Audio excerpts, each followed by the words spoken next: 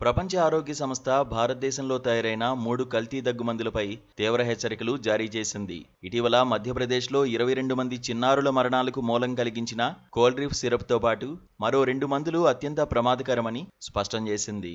ఈ మందులు ఏ దేశంలోనైనా కనిపిస్తే వెంటనే తమకు సమాచారం అందించాలని ప్రపంచ దేశాల ఔషధ నియంత్రణ సంస్థలను కోరింది.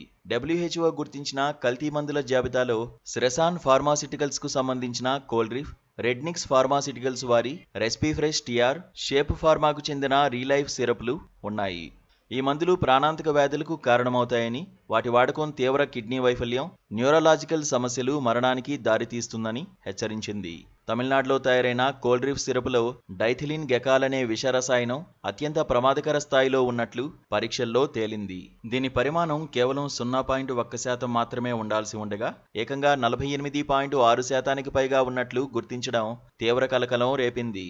ఈ ఘటన అనంతరం తమిళనాడు అధికారులు వెంటనే రంగంలోకి దిగారు. శ్రెసాన్ ఫార్మాస్యూటికల్స్ తయారీ లైసెన్స్ను పూర్తిగా రద్దు చేయడంతో పాటు కంపెనీ యజమాని జి రంగనాథన్ను అరెస్ట్ చేశారు. నాణ్యతా ప్రమాణాల్లో లోపాలను గుర్తించేందుకు రాష్ట్రంలోని ఇతర ఔషధ తయారీ కంపెనీల్లోనూ విస్తృత తనిఖీలకు ఆదేశించారు. ఎన్ఫోర్స్మెంట్ డైరెక్టరేట్ కూడా శ్రెసాన్ ఫార్మా ప్రెమిసెస్లో 7 చోట్ల దాడులు చేయగా ఈ విషయాలు బయటపడుతున్నాయి.